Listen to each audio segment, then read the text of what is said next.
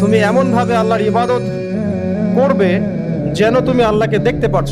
ওয়াইল্লাম তাকুন তারাহু ফাইন্নাহু ইয়ারাক। তুমি যদি আল্লাহকে দেখতে না পাও তাহলে বিশ্বাস করবে, চিন্তা করবে যে আল্লাহ তোমাকে দেখছেন। এই কনসিয়াসনেসের নাম হচ্ছে ইহসান।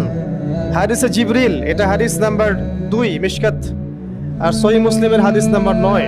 তো প্রত্যেকটা আমল যদি আমরা এই কনসিয়াসনেসের সাথে করতে পারি যে আল্লাহ আমার আমল দেখছেন, আমার কথা, আমার কাজ, আমার ইবাদত, আমার চলাফেরা, আমার মুআমালাত, তাহলে মানুষকে সংশোধন করার জন্য পুলিশ প্রশাসনের প্রয়োজন হয় না।